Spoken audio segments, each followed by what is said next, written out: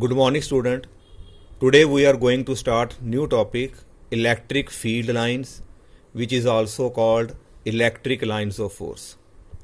बेटा ਇਹਦੀ main definition ਲਿਖਣ ਤੋਂ ਪਹਿਲਾਂ ਫਸਟ ਆਫ ਆਲ ਇਹਨੂੰ ਬੇਟਾ ਅਸੀਂ ਡਿਟੇਲ ਵਿੱਚ ਡਿਸਕਸ ਕਰਦੇ ਹਾਂ। ਮੰਨ ਲਓ ਕਿ ਤੁਹਾਡੇ ਕੋਲ ਬੇਟਾ ਇੱਕ ਸੋਰਸ ਚਾਰਜ ਹੈ ਪਲੱਸ ਕਿਊ, ਉਹ ਤੁਹਾਡੇ ਕੋਲ ਬੇਟਾ ਪੀ ਪੁਆਇੰਟ ਤੇ ਪਿਆ। ਇਹਨੇ ਆਪਣੇ ਆਲੇ ਦੁਆਲੇ ਬੇਟਾ ਇਲੈਕਟ੍ਰਿਕ ਫੀਲਡ ਕ੍ਰੀਏਟ ਕੀਤਾ।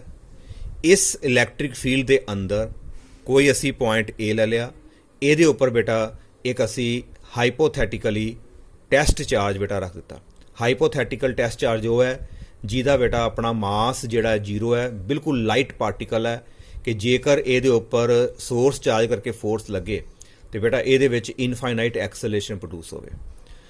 ਨਾਓ ਟੈਸਟ ਚਾਰਜ ਬੇਟਾ ਉਹਨੂੰ ਅਸੀਂ ਏ ਪੁਆਇੰਟ ਤੇ ਰੱਖਿਆ। Now this positive source charge will repel with some force। बेटा ਇਹਦੇ 'ਤੇ ਫੋਰਸ ਲੱਗੀ ਤੇ ਟੈਸਟ ਚਾਰਜ ਬੇਟਾ ਕੀ ਹੋਏਗਾ, A ਪੁਆਇੰਟ ਤੋਂ ਮੂਵ ਕਰਕੇ ਬੇਟਾ B ਤੇ ਚਲਾ ਗਿਆ। Now test charge is at point B ਤੇ ਬੇਟਾ ਜਿਹੜਾ ਉਹਨੇ ਜਿਹੜਾ ਪਾਥ ਫਾਲੋ ਕੀਤਾ ਇਸ ਰਸਤੇ A ਤੋਂ B ਤੇ ਆ ਗਿਆ। ਨਾਓ ਡਿਸਟੈਂਸ ਬੇਟਾ ਚੇਂਜ ਹੋ ਗਿਆ। ਫਿਰ ਦੁਬਾਰਾ ਜਿਹੜਾ ਹੈਗਾ ਸੋਰਸ ਚਾਰਜ ਬੇਟਾ ਇਹਨੂੰ ਰਿਪੈਲ ਕਰੇਗਾ। ਫਿਰ ਜਿਹੜੀ ਹੈ ਇਹਦੇ ਉੱਪਰ ਬੇਟਾ ਫੋਰਸ ਲੱਗੇਗੀ। ਪਹਿਲਾਂ ਫੋਰਸ ਮੰਨ ਲਓ F1 ਹੈ, ਹੁਣ F2। Now test charge reaches at point C। ਇਸ ਤਰ੍ਹਾਂ ਬੇਟਾ ਟੈਸਟ ਚਾਰਜ ਦੇਖੋ ਤੁਹਾਡਾ ਮੂਵ ਕਰ ਰਿਹਾ। ਜਿਸ ਰਸਤੇ ਇਹ ਟੈਸਟ ਚਾਰਜ ਮੂਵ ਕਰੀ ਜਾਏਗਾ ਲਾਈਕ ਦਿਸ, ਇਸ ਪਾਥ ਨੂੰ ਅਸੀਂ ਬੋਲਦੇ ਹਾਂ electric field lines. Electric field lines ਕੀ ਚੀਜ਼ ਹੈ? It is a straight path followed. ਜਿਹੜਾ ਸਟ੍ਰੇਟ ਪਾਥ ਬੇਟਾ ਫਾਲੋ ਕੀਤਾ ਟੈਸਟ ਚਾਰਜ ਨੇ ਮੂਵ ਕਰਨ ਵੇਲੇ, that path represents electric lines of forces. ਬੇਟਾ ਕਲੀਅਰ? ਵਿਚ ਇਜ਼ ਸਟ੍ਰੇਟ, ਕਿਉਂਕਿ ਬੇਟਾ ਇੱਥੇ ਸਿੰਗਲ ਇੱਕ ਚਾਰਜ ਲਿਆ। Now discuss another situation. Suppose we have a system of charge, one is minus Q and other is plus Q। ਬੇਟਾ ਐਰਕੀ electric field ਜਿਹੜਾ ਹੈਗਾ minus Q ਨੇ ਵੀ ਪੈਦਾ ਕੀਤਾ ਹੈ ਤੇ ਬੇਟਾ ਪਲੱਸ Q ਨੇ ਵੀ ਪੈਦਾ ਕੀਤਾ ਹੈ। ਤੇ ਬੇਟਾ ਇਹਨਾਂ ਦੋਨਾਂ ਦੇ ਇਲੈਕਟ੍ਰਿਕ ਫੀਲਡ ਦੇ ਅੰਦਰ ਬੇਟਾ ਇੱਥੇ ਪਿਆ ਸਾਡਾ ਬੇਟਾ ਇੱਕ ਟੈਸਟ ਚਾਰਜ, ਉਹ ਮੰਨ ਲਓ ਪੁਆਇੰਟ ਕਿਹੜੇ ਤੇ ਪਿਆ, P ਤੇ। Now this source charge will repel the test charge. ਬੇਟਾ ਟੈਸਟ ਚਾਰਜ ਨੂੰ ਰਿਪੈਲ ਕਰੇਗਾ ਤੇ ਬੇਟਾ ਇਹਦੇ ਉੱਪਰ ਲੱਗੇਗੀ force. Suppose this is F1। Now this negative charge will attract this positive charge with the force, suppose this is F2। now two forces are acting, it means कि charge बेटा ना तो F1 ਦੇ ਲੌਂਗ ਜਾਏਗਾ ਨਾ F2 ਦੇ ਲੌਂਗ ਜਾਏਗਾ। ਬੇਟਾ ਅਸੀਂ +1 ਚ ਪੜ੍ਹਿਆ ਇੱਕ ਪੈਰਲੋਗ੍ਰਾਮ ਲਾਅ ਜਿਹੜਾ ਪੜ੍ਹਿਆ ਵੈਕਟਰ ਐਡੀਸ਼ਨ ਦਾ। ਅਸੀਂ ਕੀ ਕੀਤਾ, ਇਸ ਦੋ ਵੈਕਟਰ ਤੋਂ ਬੇਟਾ ਅਸੀਂ ਪਹਿਲਾਂ ਇੱਕ ਪੈਰਲੋਗ੍ਰਾਮ ਕੰਪਲੀਟ ਕੀਤੀ। ਇਹਦਾ ਬੇਟਾ ਜਿਹੜਾ ਰਿਜ਼ਲਟੈਂਟ ਆਏਗਾ ਉਸ ਅਲੋਂਗ ਜਿਹੜਾ ਸਾਡਾ ਬੇਟਾ ਜਿਹੜਾ ਚਾਰਜ ਪਾਰਟੀਕਲ ਮੂਵ ਕਰੇਗਾ। ਇਹਦਾ ਮਤਲਬ ਚਾਰਜ ਪਾਰਟੀਕਲ ਨਾ ਤਾਂ ਬੇਟਾ F1 ਦੇ ਲੌਂਗ ਗਿਆ ਨਾ ਬੇਟਾ F2 ਦੇ ਲੌਂਗ ਗਿਆ। It will move along the resultant force F।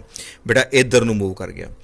ਜਿਉਂ ਹੀ ਚਾਰਜ ਪਾਰਟੀਕਲ ਬੇਟਾ ਇੱਧਰ ਨੂੰ ਮੂਵ ਕੀਤਾ, ਮੰਨ ਲਓ ਸਪੋਜ਼ ਇੱਥੇ ਕੁ ਪਹੁੰਚਦਾ ਚਾਰਜ ਪਾਰਟੀਕਲ, ਇਸ ਜਗ੍ਹਾ 'ਤੇ ਪਹੁੰਚਦਾ ਚਾਰਜ ਤੇ ਬੇਟਾ ਨਾਲ ਹੀ ਜਿਹੜਾ ਇੱਥੋਂ ਵੀ ਡਿਸਟੈਂਸ ਚੇਂਜ ਹੋ ਗਿਆ, ਇੱਧਰੋਂ ਵੀ ਡਿਸਟੈਂਸ ਚੇਂਜ ਹੋ ਗਿਆ। ਬੇਟਾ ਫਿਰ ਕੀ ਹੋਏਗਾ, ਡਿਸਟੈਂਸ ਚੇਂਜ ਹੋਣ ਕਰਕੇ ਨਵੀਆਂ ਫੋਰਸਿਸ ਬੇਟਾ ਇਹਦੇ ਉੱਪਰ ਐਕਟ ਕਰਨਗੀਆਂ। ਇੱਕ ਇਹਨੇ ਦੁਬਾਰਾ ਇਹਨੂੰ ਬੇਟਾ ਰਿਪੈਲ ਕੀਤਾ, ਇਸ ਫੋਰਸ ਦਾ ਨਾਮ ਬੇਟਾ ਅਸੀਂ F3 ਕਹਿਤਾ। ਇਹਨੇ ਇਹਨੂੰ ਆਪਣੇ ਵੱਲ ਦੁਬਾਰਾ ਅਟਰੈਕਟ ਕੀਤਾ, ਇਸ ਫੋਰਸ ਦਾ ਨਾਮ F4 ਹੋ ਗਿਆ। ਹੁਣ ਬੇਟਾ ਚਾਰਜ ਪਾਰਟੀਕਲ ਇੱਧਰ ਨਹੀਂ ਜਾਏਗਾ ਕਿਉਂਕਿ ਹੁਣ ਨਵੀਆਂ ਫੋਰਸਿਸ ਆ ਗਈਆਂ। ਬੇਟਾ ਇੱਥੋਂ ਅਸੀਂ ਦੁਬਾਰਾ ਇੱਕ ਪੈਰਲੋਗ੍ਰਾਮ ਕੰਪਲੀਟ ਕੀਤੀ ਤੇ ਬੇਟਾ ਇਸ parallelogram the resultant along this side, ਤੇ ਚਾਰਜ ਪਾਰਟੀਕਲ ਬੇਟਾ ਇੱਧਰ ਜਾਣ ਦੀ ਬਜਾਏ ਹੁਣ ਬੇਟਾ ਇੱਧਰ ਨੂੰ ਮੁੜ ਗਿਆ। ਇਹਦਾ ਮਤਲਬ ਚਾਰਜ ਪਾਰਟੀਕਲ ਇੱਧਰੋਂ ਆ ਕੇ ਇੱਥੇ ਆ ਗਿਆ। ਸਪੋਜ਼ ਇੱਥੇ ਪਹੁੰਚਦਾ ਚਾਰਜ ਪਾਰਟੀਕਲ, ਬੇਟਾ ਡਿਸਟੈਂਸ ਫਿਰ ਚੇਂਜ ਹੋ ਗਏ, ਨਵੀਆਂ ਫੋਰਸਿਸ ਐਕਟ ਕਰ ਗਈਆਂ। ਇੱਕ F5 ਆ ਗਈ, ਇੱਕ ਬੇਟਾ ਤੁਹਾਡੇ ਕੋਲ ਫੋਰਸ ਆ ਗਈ F6। ਫਿਰ ਚਾਰਜ ਪਾਰਟੀਕਲ ਬੇਟਾ ਜਿੱਦਾਂ ਇਹਨਾਂ ਦਾ ਰਿਜ਼ਲਟੈਂਟ ਆਏਗਾ ਉੱਧਰ ਨੂੰ ਚਾਰਜ ਪਾਰਟੀਕਲ ਮੂਵ ਕਰ ਰਿਹਾ।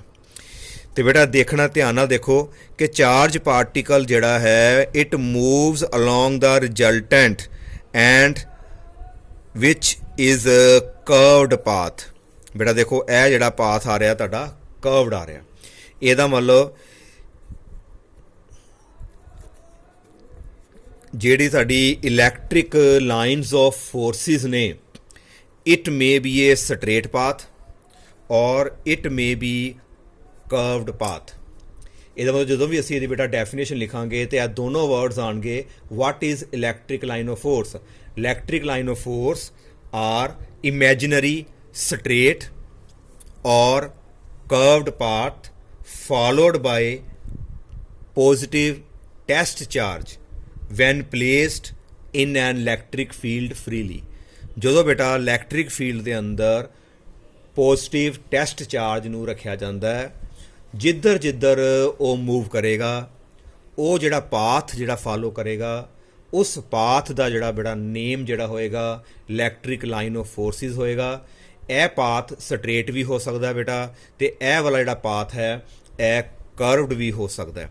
ਨਾ ਬੇਟਾ ਇਹਦੀ ਜਿਹੜੀ ਡੈਫੀਨੇਸ਼ਨ ਹੈ ਉਹ ਅਸੀਂ ਨੋਟ ਕਰਦੇ ਹਾਂ। Electric line of force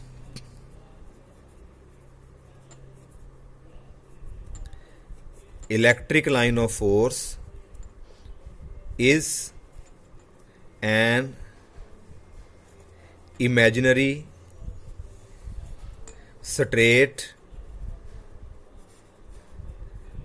or curved path, straight or curved, straight or curved path, straight or curved path along which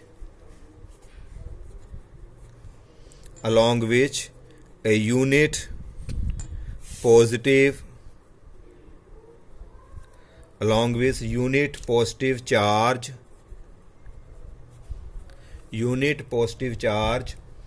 is supposed to move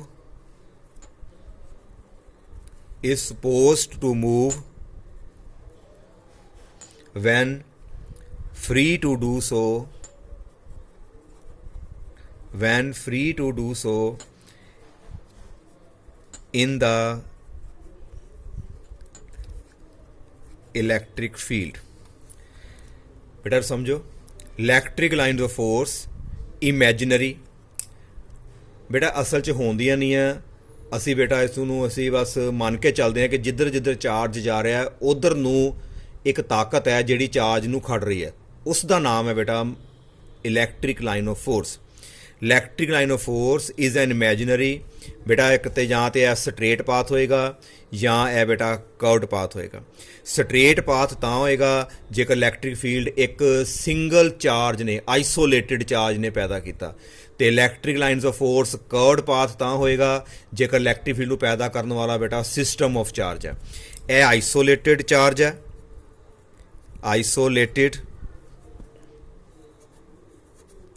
isolated charge, single charge, ਉਹਦਾ ਇਲੈਕਟ੍ਰਿਕ ਫੀਲਡ ਸਟਰੇਟ, ਤੇ ਬੇਟਾ ਇਹ ਹੈਗਾ ਤੁਹਾਡੇ ਕੋਲ system of charge, ਦੋ charge ਜਾਂ ਦੋ ਤੋਂ ਜ਼ਿਆਦਾ ਸਿਸਟਮ ਆਫ ਚਾਰਜ, ਤੇ ਇਹਦਾ ਬੇਟਾ ਜਿਹੜਾ ਇਲੈਕਟ੍ਰਿਕ ਫੀਲਡ ਲਾਈਨਸ ਜਿਹੜੀ ਹੁੰਦੀਆਂ ਕਰਵਡ ਹੁੰਦੀਆਂ। It is a straight or curved path along which positive test charge suppose to move, ਜਿੱਧਰ ਜਿੱਧਰ ਪੋਜ਼ਿਟਿਵ ਟੈਸਟ ਚਾਰਜ ਬੇਟਾ ਮੂਵ ਕਰਦਾ ਜਾਏਗਾ ਇਲੈਕਟ੍ਰਿਕ ਫੀਲਡ ਦੇ ਅੰਦਰ, ਉਸ ਪਾਥ ਨੂੰ ਅਸੀਂ ਬੋਲਦੇ ਹਾਂ ਇਲੈਕਟ੍ਰਿਕ ਲਾਈਨਸ ਆਫ ਫੋਰਸ। ਤੇ ਬੇਟਾ ਇਹਦੀਆਂ ਜਿਹੜੀਆਂ ਪ੍ਰੋਪਰਟੀਜ਼ ਨੇ ਉਹ ਮੈਂ ਬੇਟਾ ਨੈਕਸਟ ਜਿਹੜਾ ਆਪਾਂ ਜਿਹੜੀ ਵੀਡੀਓ ਪੜ੍ਹਾਂਗੇ ਬਣਾਵਾਂਗੇ ਉਹਦੇ ਵਿੱਚ ਬੇਟਾ ਤੁਹਾਨੂੰ ਸਮਝਾਉਣਾ।